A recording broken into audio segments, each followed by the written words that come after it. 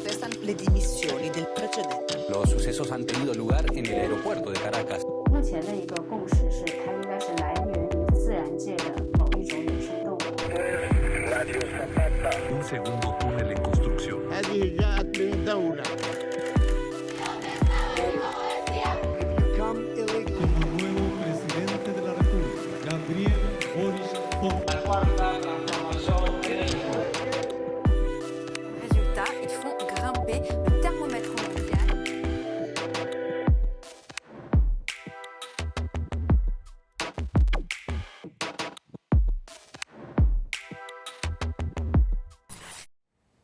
Bienvenidas y bienvenidos a Mextranjeros. Este es el último programa de este 2022 y aprovecharemos para hablar sobre lo que ha ocurrido en todo este año. Y como ya saben, me acompañan 4 periodistas y corresponsales que trabajan en este país desde hace muchos años, que además nos dan una visión, una nueva visión sobre lo que sucede en nuestro país, en México. Vamos a empezar con Pablo Ferri. ¿Cómo estás, Pablo? Periodista español del diario El País. Bienvenido. ¿Qué tal, Ixchel? Un gusto estar aquí. Muchas gracias por acompañarnos. También en esta ocasión nos acompaña Elizabeth Malkin, periodista independiente, 30 años viviendo en este país, trabajando para el New York Times previamente. Muchas gracias por andar por acá con nosotros. Gracias por la invitación. No, hombre, a ti. Iván Grillo, además, muchas felicidades por tu premio, que no nos había tocado que estuvieras acá, ya sí que te apapacháramos. Para la BBC News trabajas, pero también ya mucho tiempo tratando temas de seguridad, sobre todo en México y en América Latina. Muchas gracias por andar acá. Sí, gracias. Y Mathieu también, que ya me toca contigo bastante seguido y me da mucho gusto que estés con nosotros. Mathieu Tullier, que también periodista francés independiente. Dije bien tu apellido. Muchas gracias por acompañarnos. Muchas gracias por la invitación. Es un placer siempre. Empecemos en este bloque con las reformas que ha propuesto el presidente Andrés Manuel López Obrador en este año y el Congreso, ¿no? La reforma eléctrica, la reforma energética, la reforma político-electoral, que ha venido a marcar una pauta importante en lo que ocurrió y en lo que va a ocurrir en los próximos años en este país. Si quieres, empezamos contigo, Elizabeth, para que nos hables un poco del panorama de lo que sucedió en este año en este tema. En el tema de la reforma energética, bueno, como sabemos, el presidente quería una reforma energética de gran alcance. No pudo por la cuestión de no tener una mayoría para cambiar la Constitución. Pero el presidente ha mostrado que la verdad a veces no se necesita cambiar leyes.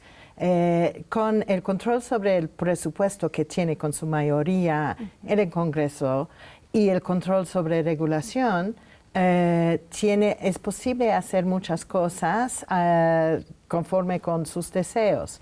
Y en ese sentido, el presidente no logró cambiar a grandes rasgos las leyes energéticas, pero ha enfocado todo en tratar de quitar el sector privado de la panorama energética en México, y ha podido hacer eso en el sentido de negar permisos, de suspender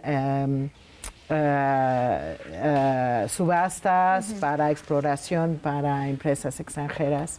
Y como sabemos, todo el dinero ha ido a la CFE y Pemex, que son 2 empresas que siguen en lo mismo, ineficaz, corruptos, y no han podido entregar a los mexicanos lo que el presidente, yo me imagino, quería que entregara, ¿no? Una autosuficiencia energética mucho más robusta. Entonces, si el presidente quiere independencia energética, y hemos visto en Europa la importancia de eso, el riesgo de confiar demasiado en un proveedor como es Rusia, México no ha podido lograr esta independencia, no ha podido ni siquiera mover hacia esta independencia. ¿Y por qué por qué seguir insistiendo en que Pemex y que Comisión Federal de Electricidad son estas grandes empresas con las cuales le está apostando al presidente, ¿no? Mira, bueno, primero para empezar con sus reformas, considerando se autonombra su presidencia como la cuarta transformación, realmente ha sido poco reformas. Parece que es una transformación de México, ¿no? ¿Cuáles son las grandes reformas que vas a recordar de México? En este sentido, pero sí ha sido unos cambios, pero una transformación del país con grandes cosas cambiando, yo no veo. Con la cuestión de la reforma energética, creo que es justo que lo hace en términos que su mandato es eso, ¿no? Siempre ha sido en este tema.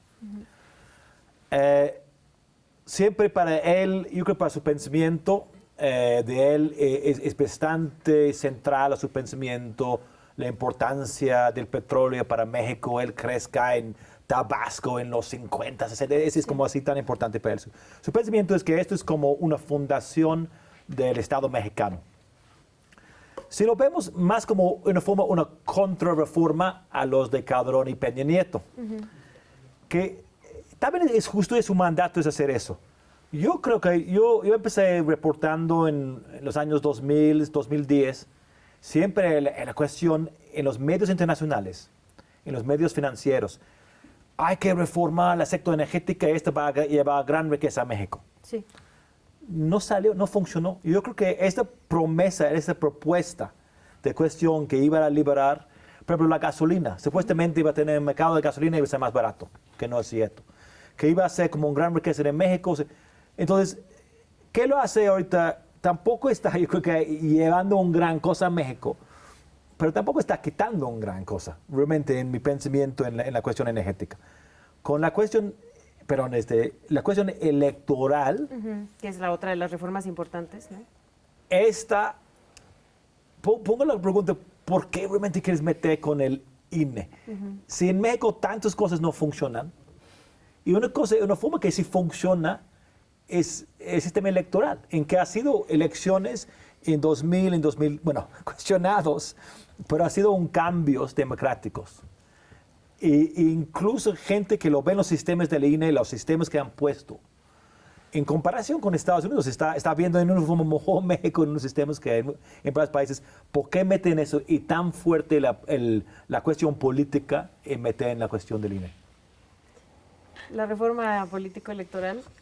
Pues yo creo que van un poco en un mismo paquete en el sentido de la visión que tiene López Obrador del gobierno, ¿no? O sea, esta voluntad de centralizar de nuevo todo en el gobierno, y un gobierno presidencialista que hace un sistema presidencialista, ¿no?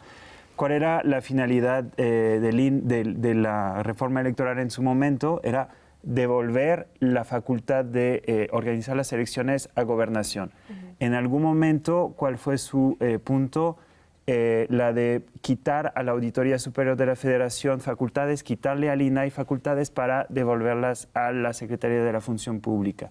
O sea, la reforma energética, que es quitar a estos organismos como la Comisión, la Comisión Nacional de Hidrocarburos o el SENACE, quitarles funciones para devolver toda la Secretaría de Energía, para reforzar a Pemex y CFE, que son órganos prácticamente de gobierno, ¿no? O sea, él parte del principio de que todos los organismos autónomos son pues instituciones que vienen del periodo neoliberal, corruptas, etcétera, y él viene de la escuela anterior, de la antigüita, digamos, del gobierno fuerte, con un presidente fuerte, en el cual no hay contrapesos, pero no pasa nada porque es su idea de la democracia. Lo vimos ahorita con lo de Perú. No pasa nada si un presidente destruye una institución porque él fue electo democráticamente. Y bajo este argumento, pues se justifica este regreso a un gobierno sin contrapesos, con personas incondicionales del presidente en todas las comisiones autónomas, como la de Derechos Humanos, que siguen la línea de Palacio Nacional, ¿no? Entonces, yo creo que tanto la electoral como la energética, como todas las que ha querido pasar, van en ese sentido, desmantelar las instituciones que se han formado desde los años 90 para volver a un sistema anterior en el cual pues, un presidente tenía todavía más poder que el que tiene ahorita, porque viene de esa época y según él esa época era mejor que la neoliberal, ¿no? Entonces yo creo que por ahí van todas las reformas y tiene pues todos los andamiajes institucionales, tiene el Senado y la Cámara de Diputados para poder realizar estos cambios, aunque no constitucionales como él quisiera, pero a través de las leyes y como bien dijiste, tan solo con cambiar leyes secundarias sí se pueden hacer bastantes cosas, ¿no? Incluso yo agregaría, tiene el apoyo popular también, ¿no? O sea, Por no supuesto. solamente tiene el apoyo en las cámaras. Quisiera destacar este tema del apoyo popular, porque él siempre habla de las encuestas, etcétera.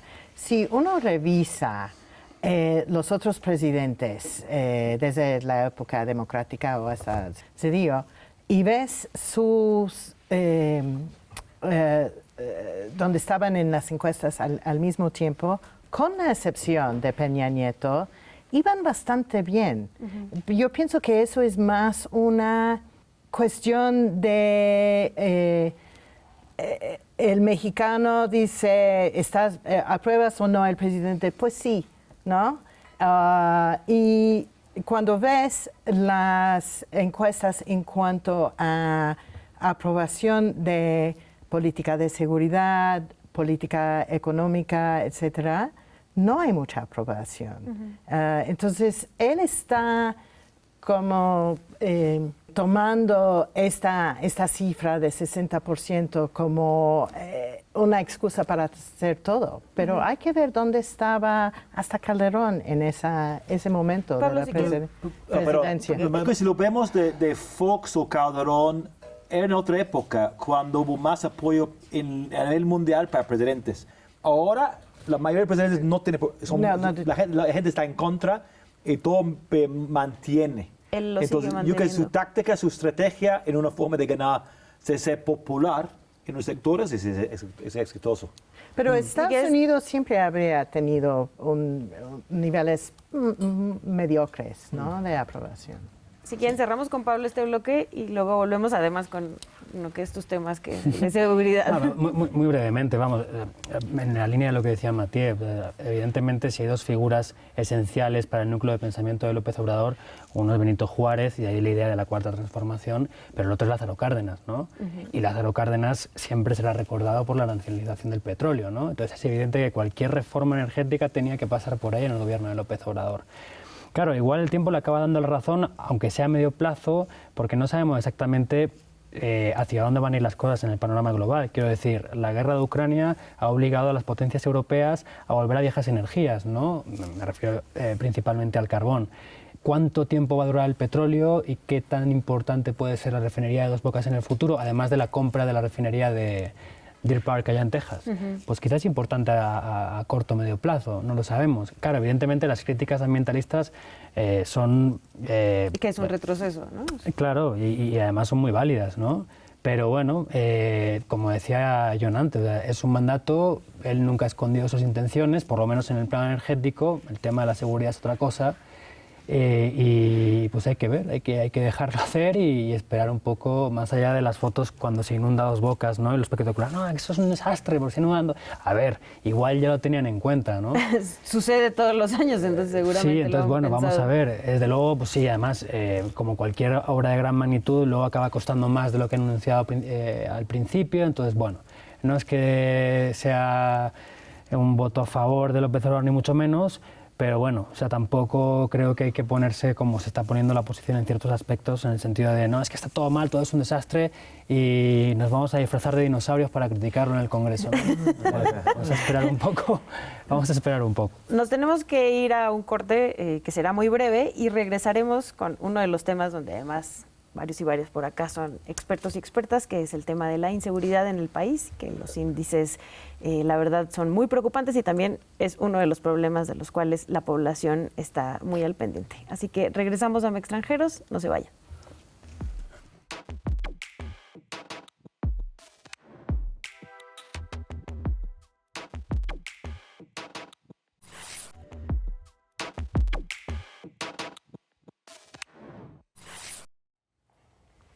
Regresamos a Extranjeros, muchas gracias porque nos siguen acompañando y nos quedamos contigo, Pablo, para hablar de uno de los temas que más nos preocupa en este país, que es la violencia, la inseguridad, ¿no? como el país vemos que antes podíamos ubicar, ¿no?, los cárteles en este país y ahora está bastante desarticulado el asunto. Bueno, yo creo que cerramos otro año con los deberes por hacer. Quiero decir, va a ser el tercer o cuarto año consecutivo, con la excepción de 2020, si no me falla la memoria, que México registra más de 30.000 asesinatos, bastantes más. Hay partes del país realmente incendiadas, hablábamos de Zacatecas antes, Guanajuato desde luego, partes de Guerrero parece que están de nuevo empezando a prenderse. Sonora. Sonora, algunas partes también del sur, ¿no? Quintana Roo, la parte de Cancún, Playa del Carmen. O sea, ha sido un tema que desde luego el gobierno ha fracasado y además yo creo que no se puede hablar de matices aquí, ¿no? El mandato de López Obrador cuando ganó las elecciones en 2018, uno de sus principales mandatos era tratar de ya no solo contener la situación, que es una de sus grandes defensas de estos meses, no, hemos parado la curva ascendente. Bueno, con 35.000 asesinatos al año no puedes manejar eso como un éxito, es imposible, es un insulto, me parece, a la ciudadanía y deberían plantearse una estrategia que no solo pase por reforzar a la Guardia Nacional, además una Guardia Nacional que depende de la Secretaría de la Defensa ahora ya oficialmente, y con lo que eso significa, ¿no? Yo entiendo que muchas veces, y eso creo que podemos hablarlo y discutirlo ahora, pero creo que muchas veces se dice, bueno, ¿y cuál es el problema de que la Guardia Nacional forme parte de la Secretaría de la Defensa? ¿No? Da igual, al fin y al cabo ellos son los expertos en temas de seguridad. Pues sí, no. Desde luego uno puede sentar que desde el punto de vista de la jerarquía es más fácil que un cuerpo como la Guardia Nacional no sea tan corrupto como la Policía Federal. Es una idea que maneja el presidente López Obrador y de nuevo pues es respetable. Ahora, esto puede ser cierto o no. Y desde luego teniendo en cuenta varios de los problemas que tiene la Secretaría de la Defensa como dependencia pública, y la más importante desde mi punto de vista es la opacidad con que maneja cualquier tipo de información que depende de ella. Esto, desde el punto de vista de la ciudadanía, me parece muy preocupante, ¿no? Y más teniendo en cuenta el historial de violaciones de derechos humanos del ejército en México, del ejército y de la marina, ¿no? No puedes depender o poner en manos de militares y marinos la operación de seguridad del país sin saber exactamente qué planes tienen en cuestiones de rendición de cuentas, ¿no? Y lo digo sin saber, cuando en realidad sí sabemos que no rinden cuentas, ¿no? Que no dan resultados. Entonces, bueno, me parece triste, preocupante, y me parece además que no hay un plan de cambio de cara a los 2 próximos años. Vemos cómo se va difuminando el papel de la Secretaría de Seguridad Ciudadana, vemos cómo se siguen construyendo cuarteles de la Guardia Nacional. Hay muchos guardias nacionales en todo el país, pero vemos que los asesinatos siguen sucediendo. Y vemos que no está muy clara la estrategia ya no de contención, sino de disminución de las actividades de los grupos delictivos en el país. Entonces, pues a mí me parece muy preocupante, porque no veo que las soluciones que ha planteado este gobierno, y ya son 4 años, estén dando resultado alguno, y no veo que el gobierno plantee ideas distintas a partir de ese fracaso. Iván, ¿cómo ves el panorama? Además, una de las grandes apuestas del presidente, también estas reformas que hizo, como bien lo comentaba Pablo, en favor de los militares y los marinos, ¿no? Creo que, bueno, si vemos el problema de violencia en México, desde Calderón y Peña Nieto y AMLO, ha sido gravísimo. Entonces, no es de un presidente, es del país. Es algo muy fuerte, es un problema súper fuerte. Los 3 han fracasado. Calderón fracasó con una estrategia de guerra. Peña Nieto fracasó con una cuestión de cambiar la práctica, cambiar la narrativa, que como movían entre ellos. Y AMLO ha fracasado. Y tiene 2 pensamientos, como pensamientos más que estrategias. Uno fue la cuestión de abrazos no balazos, y otro fue Guardia Nacional. De abrazos no balazos es buen pensamiento, ha sido una guerra, hay que dejar la guerra, hay que tener un encuentro entre la población. El problema es que no encontró buen equipo o buenas políticas reales para hacer eso. Hablan de amnistía, llegó a nada. Buscaban cosas, no programas de prevención, pero no reales, no sólidos. Entonces lo deja a un lado y se queda con Guardia Nacional. En una forma, la cuestión de militares en la calle, pues ya ha sido militares en la calle durante un buen tiempo. Esto no es un tan gran cambio. ¿Qué me preocupa más? Es que están poniendo el ejército con empresas, ya están con aeropuertos, ahorita quieren aerolíneas, hoteles, como construcción, una empresa de construcción tan grande, y también con control de la calle, que ese podría ser un problema en el futuro grave. Un poco como está Venezuela. No me gusta nada comparar Venezuela con AMLO, pero en Venezuela que tiene militares bien fuertes con empresas particulares que controlan la calle. Pero también una comparación es que hay militares en la calle, pero también los mafiosos hacen que quieran. En muchos lados, la Guardia Nacional, los militares, no quieren entrar, pero parte y usan los oficiales, a veces dicen, pues si voy a meter, ¿por qué meto? Y después me van a mandar a derechos humanos, me van a juzgar para estar en enfrentamientos. Usa este como pretexto que no vamos a meter en las cosas. Pero al final tenés militares en la calle, pero también los mafiosos moviendo.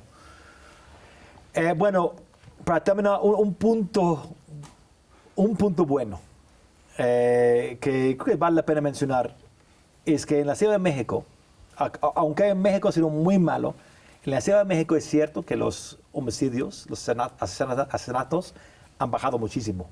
Ya son ahorita como por mes 50% que eran en 2018. Y esto se pone un buen punto para Claudia Sheinbaum. Y es interesante ver qué está funcionando aquí, qué no está funcionando en los demás del país. Ya hablaremos justo en el siguiente bloque sobre el 2023 y 2024, pero justo el panorama, ¿no?, de violencia en este país nos sigue preocupando, más allá de las propuestas que han hecho. Mira, haciendo una vuelta hacia lo que sucedió este año, creo que uno de los temas trascendentales a nivel informativo han sido la filtración de datos de Sedena, ¿no? Estos 6 teras que se filtraron por el colectivo Guacamaya. ¿Y por qué conecta con el tema de seguridad? Porque justo como la Sedena se vuelve el actor ya fundamental, ya sin policía federal, casi sin policías municipales, sin estatales, pues podemos ver justo por qué está fracasando esa política de seguridad, ¿no? ¿Qué estamos viendo?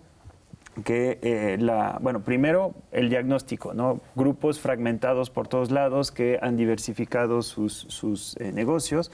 Ahorita estamos viendo un tema muy duro de extorsión, o sea, masacres en mercados por temas de control de pollo, o sea, de insumos básicos, digamos.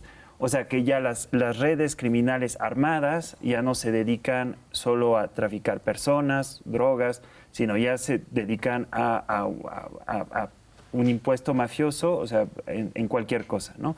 Eso hace mucho más complicada la labor de contención de esto, porque son muchos frentes y muchos delitos distintos.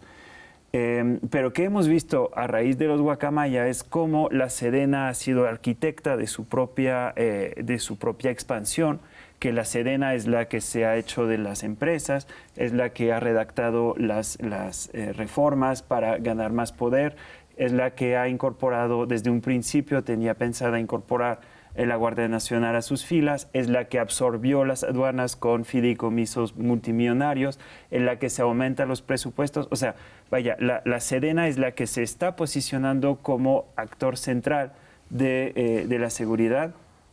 Y eso es un poco peligroso, porque vemos que es un agente de poder que se mueve por su lado, por su dinámica, que sigue sus intereses, ¿no? Y al parecer, pues no está funcionando bien a nivel de resultados. Aparte, que vimos en los Guacamaya y que explica en parte por qué fracasa la política de seguridad, es la colusión permanente entre agentes del Estado, incluyendo militares, incluyendo Guardia Nacional, con grupos criminales, ya sea desde los niveles de gobiernos estatales, pero también en el caso de Jalisco vimos un caso donde pues, los líderes del cártel Jalisco Nueva Generación se juntan con generales que no están identificados en las filtraciones, pero hay fotografías, con generales, con gente de la Guardia Nacional, con gente de la Marina, para discutir sobre el manejo de la plaza, ¿no? en Tabasco, en Tamaulipas, que vemos agentes de la Guardia Nacional involucrados en el tráfico de personas, que por cierto ya rebasó desde hace bastantes años, a nivel de negocios, rebasó el de tráfico de drogas. O sea, vemos esta colusión permanente y rompe un poco, como decías, Pablo, con el discurso de que el ejército es incorruptible. Pues sí hay muchos casos históricos desde... Joan, no me dejarás mentir, desde casi un siglo de corrupción del ejército con grupos criminales. Era una forma de convivencia y no por ser ejército no va a suceder esto. Y la escasa correspondencia, es que te estaba escuchando y pensaba, y la escasa correspondencia que existe en la ilimitada capacidad de vigilancia que ejerce el ejército y la marina y los resultados reales en materia de seguridad, ¿no? O sea, el ejército controla todo, lo ve todo. Sabe todo, ¿no? Y lo hemos visto en Guacamaya, lo hemos visto en el caso de Ayotzinapa, pero luego los resultados que genera la información que acumula es muy poca, muy pocos. ¿Qué parte del problema? Y no sé cuál es realmente el plan de presidente cuando llega. Si realmente él piensa que primero voy a como poner Guardia Nacional y luego voy a poner con militares, ¿es algo que cambia o del principio está pensando voy a dar esto al ejército?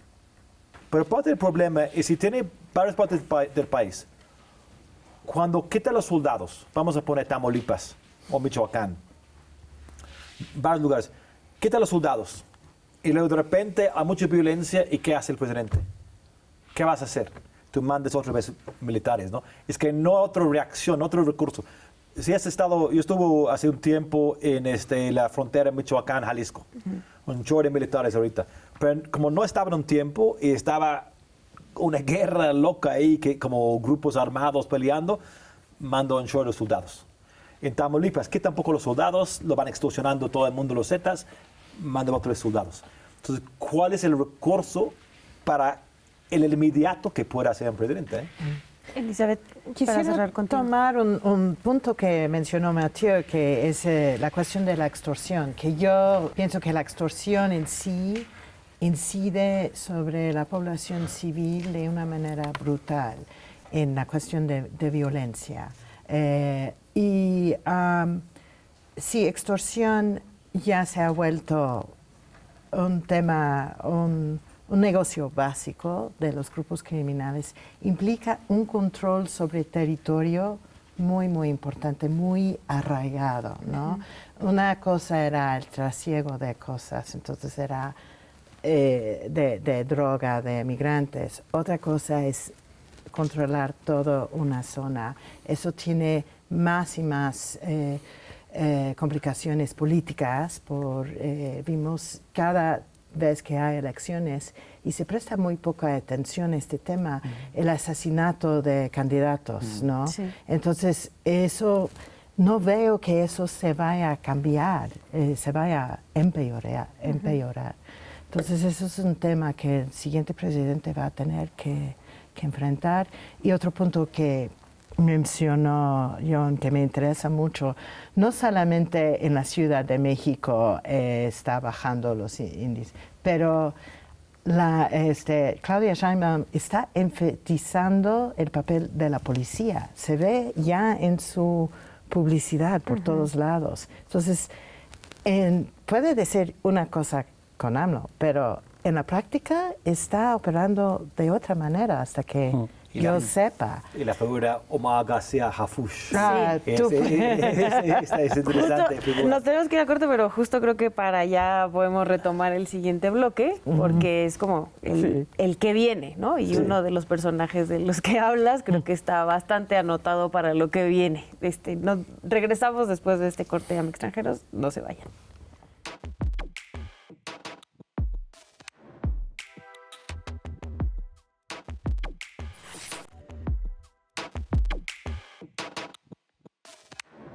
Continuamos en Extranjeros y nos quedamos contigo, Jan, hablando de qué va a pasar, ¿no? Hay elecciones en el 2023, pero también ya hay muchas personas pensando en el 2024, ¿no? Pues ya estamos ya casi 2023, estamos en la última carrera para las siguientes elecciones. Creo que es interesante que por parte de Morena hay dos candidatos fuertes e interesantes.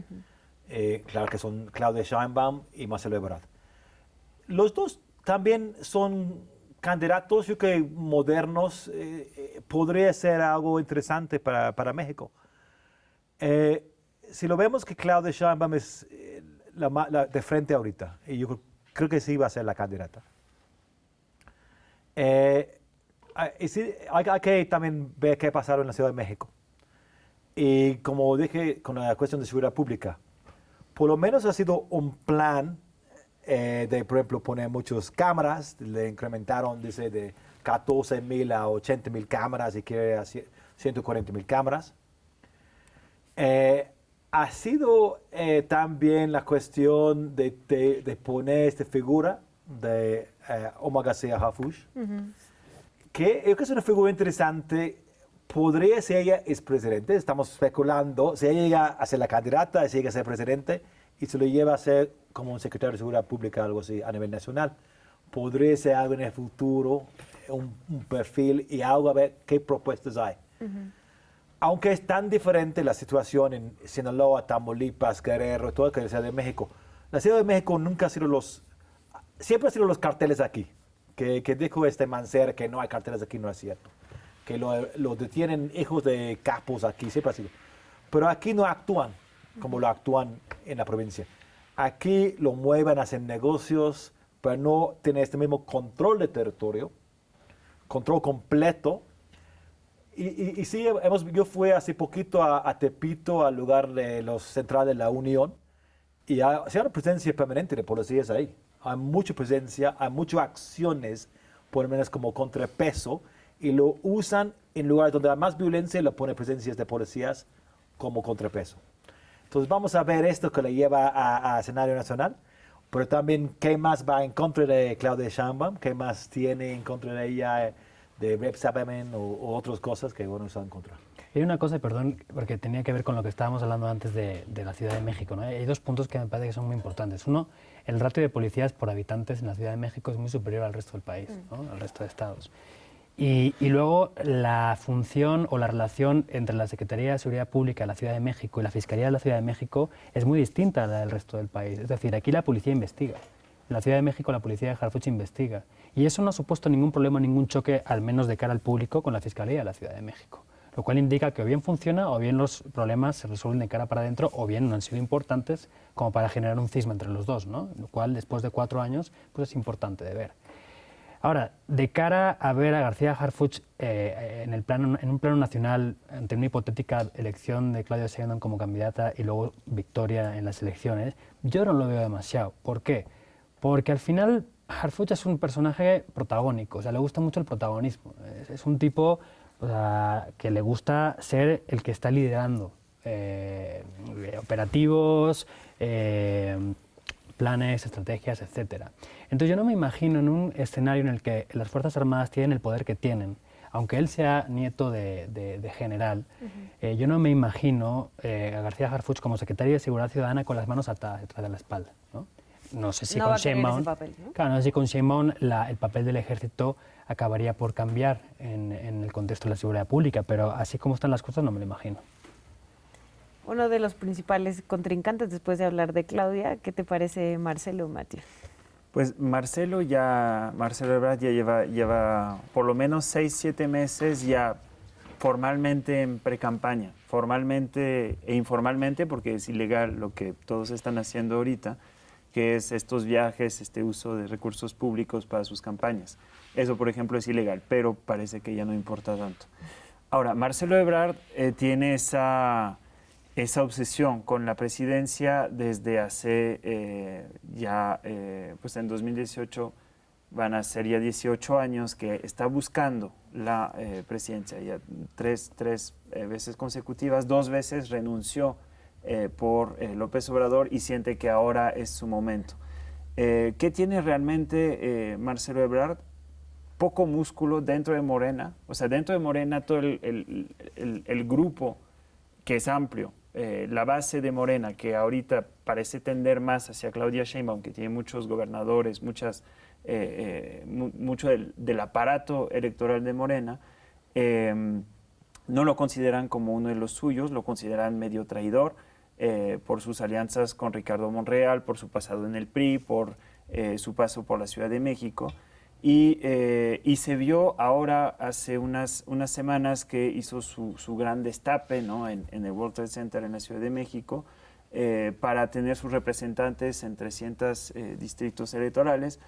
Pues realmente de figuras de Morena no había prácticamente ninguna. Santiago Nieto sería quizás el único, y pues trabajadores de la Cancillería y pues sus operadores del Partido Verde, etcétera, pero muy pocos en realidad. Una senadora y... O sea, eso en términos reales va a ser un gran problema, porque la encuesta se va a hacer al interior de Morena, la encuesta para definir quién de los tres va a ser candidato, y él, al parecer, dentro de Morena no tiene apoyos. Y aparte, lo que creo que no podemos perder de vista es el tema del metro, de la línea 12, que el grupo de Claudia Sheinbaum le está guardando el expediente por si acaso algo sucediera. En el camino, algún problema, le sacan el expediente, y yo creo que eso sí le puede meter en un problema tremendo, porque por más argumentos que él pueda sacar del mantenimiento, etcétera, no puedes construir una obra de esta magnitud que se caiga en 8 años, es imposible, ¿no? Entonces, tiene tanto en su contra y tampoco a su favor, que realmente yo creo que Marcelo no ahora sí que Marcelo no va. Elizabeth, ¿cómo ves el panorama, ¿no? Y también incluyendo a la oposición, ¿no? Bueno, eso yo pienso que es, como decía yo en el corte, es interesante que la oposición no ha podido aprovechar de los errores, de la cuestión de seguridad, etcétera. Primero porque realmente su trayectoria como en poder ha sido muy cuestionado, para decirlo generosamente, pero también porque no hay figuras con autoridad en la oposición. No hay nadie que se destaca. Puede ser que las mujeres en la oposición son los que más se destacan, pero dudo que los jefes de los partidos se interesen mucho en que las mujeres se destaquen más. Entonces, también tenemos la cuestión de una alianza PAN, PRI, PRD, Movimiento Ciudadano también está, entonces podemos llegar a 2024 con 3 candidatos. Puede ser que sí gane Morena, pero que no gana con más de 40%. Siempre ha sido así, que hay 3 candidatos. Entonces, lo que hizo AMLO era ganar con más de 50%, que no ha pasado desde los tiempos del PRI. Podemos regresar a eso de un voto dividido, un presidente o presidenta con un mandato muy, muy débil, ¿no? La cosa que tal vez puede explotar la cosa es si Marcelo Ebrard busca ser candidato de la oposición.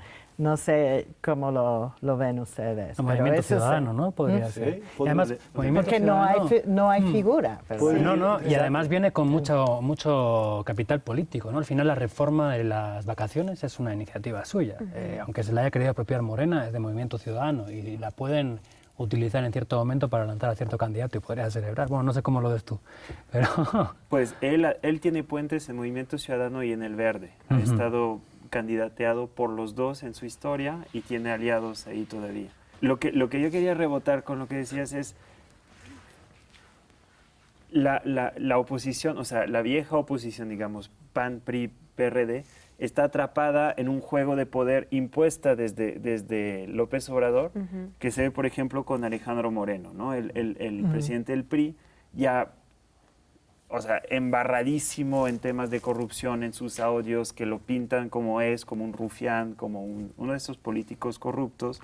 ¿Qué ha sucedido con él? Él en algún momento se ha confrontado con Morena, siendo parte del bloque de la alianza opositora, ¿no? ¿Qué ha hecho Morena? Lo ha lo ha chantajeado, lo ha amenazado con desaforarlo, con enjuiciarlo, etcétera. ¿Y qué ha hecho? Se ha puesto del lado de Morena. Entonces ahí AMLO y Morena han logrado destrozar la alianza, que está muy débil ahorita. No solo esto, sino que ellos también, el propio López Obrador crea su oposición, no la crea como él la quiere, que es estridente, mediocre, con candidatos. O sea, Lili Telles es una creación prácticamente de Morena, decir, miren, esos son la oposición, y al hacerlo le dan credibilidad a esa persona que pues cada día rebasa lo absurdo, o sea, lo arquetípico de lo que sería una derecha así gritona, sin propuestas, con puros insultos. Y eso le sirve mucho a Morena, porque consolida el discurso de AMLO de que esa es mi oposición, esa es la derecha que me está atacando, y tienen ese nivel, ¿no? Pero él mismo los crea. O sea, hace poco en la conferencia matutina ya llevan varias veces, de hecho, que él mismo destapa a sus adversarios. Sí, dice, ellos van a ser, sí. ellos podrían ser los candidatos que van en contra nuestra. Ajá. O sea, al hacer esto, él les da legitimidad y crea a sus enemigos. Y es mucho más fácil crear estos enemigos que dejar surgir, no sé, un movimiento social o cosas así, críticas desde la izquierda. Él prefiere enfocar todo a esta derecha que está en la lona total, o sea, desconectada del país, y le sirve mucho, y es un tipo brillante en eso, que es que no solo concentra el poder, concentra su propio partido, sino que también crea su oposición, la alimenta, y él decide quién hace qué, ¿no? Nos vamos a tener que ir a un corte, porque además ya nuestro siguiente bloque es cómo está México con el mundo. Entonces, nuestras perspectivas internas para el próximo año y para las elecciones del 2024 acá están sobre la mesa. Pero regresando hablaremos justo de México y el mundo y cómo nos está viendo el mundo. Regresamos.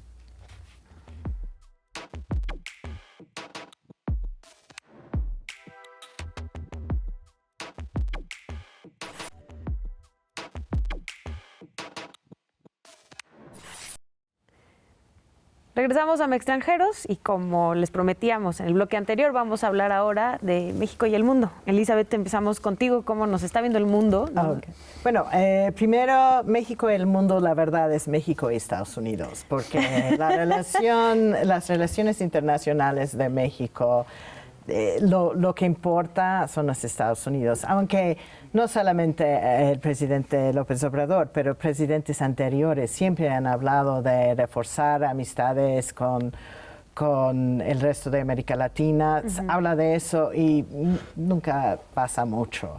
Entonces, con Estados Unidos hay ahorita 3 temas, yo diría 2 de lo mismo, de siempre, que es migración y drogas, y un tercero que ha creado López Obrador, que es los conflictos sobre energía. Estados Unidos está peleando, Estados Unidos y Canadá están peleando con México dentro del marco de TEMEC, del ex NAFTA, en la cuestión de favorecer a CFE y Pemex en la cuestión energética. Es un pleito que todos los expertos dicen que México va a perder. Si México pierde, implica la posibilidad de poner aranceles sobre exportaciones de México. Esos aranceles van a ir a productos probablemente productos de agricultura que van a afectar a zonas ya por sí en problemas. Entonces eso se ve complicado. Migración, no veo, eso va a ser como ese movimiento de siempre, ¿no? Que México es como es una muralla y después no es muralla, ¿no? Que mueve, hay conflicto. Y drogas va a ser, estamos viendo menos y menos colaboración, aunque pienso que sigue algo de colaboración. Ustedes me pueden corregir, pero no va a ser básico. Bueno, lo dejo aquí y podemos sacar otros temas también. Bueno, si hablamos de México y la política de AMLO de no intervención, no siempre es consistente, ¿no? A veces sí lo hace declaraciones o apoyo a gente de sus grupos en América Latina, y a veces dice, pues ya no está intervención. Yo creo que es interesante en eso es que si vemos ahorita en América Latina, esta cuestión de, como podemos decir, el liberalismo internacional, de hay que todos apoyar democracias y todo eso, ha caído como completo, ¿no? Ahorita con Venezuela, con Nicaragua, incluso con El Salvador, con 100,000 personas en el bote, no hay ni de Washington no hay una propuesta de, no estoy diciendo que debe ser, ¿no? Porque incluso cuando mete Estados Unidos en un tema nacional es como pues es como metiendo en un país soberano, ¿no? Pero no hay. Entonces, ¿qué va a ser el mundo? Estamos viviendo en un mundo, en una forma, AMLO entiende eso, ¿no? Que ya no existe este liberalismo internacional. Es un poco como México está aquí. Bueno, pero hablando de otro tema que mencionaste de drogas, ahora hemos visto un cambio muy fuerte en los últimos 2-3 años, que el cambio a los cárteles allá a mover el fentanilo, sí. Que ya no está la cocaína, todo está moviendo, pero ahorita está moviendo fentanilo y metanfetamina en la frontera. Hay más metanfetamina que cocaína y más fentanilo que heroína. La cantidad de muertos en Estados Unidos el año pasado era 107,000 muertos por sobredosis, que son 4 veces más que 2007. Es una cantidad enorme. Ahora la derecha en Estados Unidos está hablando más de eso, que es un arma de destrucción masiva, hay que poner los grupos carteles como terroristas, y el gobierno está como evitando el tema. Creo que en el futuro si siguen esta cantidad de muertos, en Estados Unidos, si llega a la derecha en 2024 o algo así, va a ser un tema fuerte. Es difícil que mantiene, ya no es como antes, no estamos hablando de más cocaína y marihuana y heroína incluso. Son sustancias que son bastante venenosas y un cantidad de muertos muy fuertes. Es una ecuación que al final sabemos cómo se desarrolla, ¿no? Es decir, puede que los próximos candidatos a la presidencia en Estados Unidos planteen el tráfico de fentanilo de México a Estados Unidos como un tema central en su discurso y que planteen soluciones más o menos populistas para tratar de resolverlo. Pero la respuesta de México siempre va a ser la misma, ¿no? Es decir, bueno, ¿y el tráfico de armas qué? O sea, los grupos criminales están cada vez mejor armados y la capacidad que tienen de poner en jaque ya no a instituciones completas, desde luego, ni estados completos, pero sí a un convoy militar, un convoy de la Guardia Nacional o a la policía municipal o estatal de un pueblo o estado, es clarísima, ¿no? Hemos visto que usan Barres calibre 50 que tumba helicópteros en los últimos años, ¿no? Hemos visto hace poco a la familia michoacana, supuestamente en la Ciudad de México, en Milpa Alta, con rifles de alto poder diciendo que ya han llegado. O sea, quiero decir, esto desde luego no pasa de ser de momento propaganda en muchos de los casos, pero el reclamo legítimo del Gobierno de México, ahora, antes y después, de que para hacer algo más de lo que están haciendo en cuanto al tráfico ahora de fentanilo, tiene que haber una respuesta por parte de Estados Unidos, va a ser siempre el siguiente paso, ¿no? Y ahí es que parece que Estados Unidos, nunca acaba de hacer algo de verdad importante, ¿no? Y el tráfico de hierro sigue fluyendo, el río de hierro sigue fluyendo. Y Mathieu, hablabas en el bloque anterior de Marcelo como personaje, ¿no? Y también ha sido el personaje de la política internacional en nuestro país. Sí y no. Sí en el sentido de que a López Obrador no le interesa la política internacional como tal. Le molesta y no le entiende y no le interesa. O sea, no va a la ONU, no va a las cumbres, desprecia todo esto. Entonces envía a Ebrard en su representación. Actúa cuando siente que le toca personalmente, como el tema de Perú, incluso de cierto modo con Evo Morales. Kirchner, ¿no? También con Cristina. Con Cristina Kirchner. O sea, con los gobiernos con los que se identifica, siente, ahí sí se interesa en el tema internacional y pues entra en contradicciones con sí mismo, diciendo que no va a intervenir e interviene, etcétera. Pero Ebrard, que tiene a su cargo la política exterior, realmente pues, está más en campaña que a cargo de la política exterior y parece un poco como lo que dice Pablo, que él se dedica a neutralizar los problemas. O sea, Estados Unidos dice drogas, él dice Marcelo armas. saca armas. Dicen comercio, migración. O sea, aguas con tus demandas de arbitraje porque yo aquí te mantengo a 200,000 personas en México y si levanto la barrera, pasan y tú, gobierno demócrata, caes al siguiente día. Entonces, están en ese plan, yo siento, de neutralización de esta amistad forzada, que en realidad está muy en el discurso, pero en los hechos no tanto. Están más bien controlándose y esperando cada quien que el otro se vaya, ¿no? Pero yo creo que en este tema de armas, que hizo la demanda que hizo Ebrard, no solamente fue como neutralizar el discurso, creo que sí fue una táctica buena y yo creo que un logro de esta presidencia. Sí. Porque también pone una presión, la abrió al discurso, que ahorita cuando hablamos de la droga hablamos de armas, que es bueno, pero también lo puso en presión al gobierno de Estados Unidos, que sí está tomando medidas. Vamos a ver si realmente que cambia la cosa, pero sí está puesta en la mesa por lo menos. Sin duda, yo creo que sí fue un gran acierto y no se había hecho, pero justo es para tener igual, o sea, hay pocas probabilidades de que pase algo, porque pues en términos realistas, pues el lobby de armas está demasiado poderoso, ¿no? Pero él lo está usando literalmente en los foros, o sea, cuando viene un funcionario de Estados Unidos a hablar de drogas, y ahora hay una mención a las armas. Y con esto como que se mantiene... Lo conviertes en tema y no evitas que se enfríe. Pues Exacto. Calderón lo mencionaba siempre. Ebrard de verdad hizo algo práctico, aunque... Y él sabía que no iba a prosperar, pero es igual... asegurar que se quede muy presente y dentro de un debate mismo dentro de Estados Unidos, que ahorita está tomando más y más fuerza. Lamentablemente se nos acabó el tiempo. Muchas gracias a los tres y a ti, Elizabeth, por acompañarnos en esta ocasión. Es el último programa de Extranjeros del año, pero les recordamos que sigan viendo TV UNAM, no solamente en lo que queda del año, sino el próximo año, y seguramente por acá nos veremos en el 2023. Muchas gracias a todas y a todos por acompañarnos. Hasta luego. Gracias. Gracias. Feliz año. Felicidades.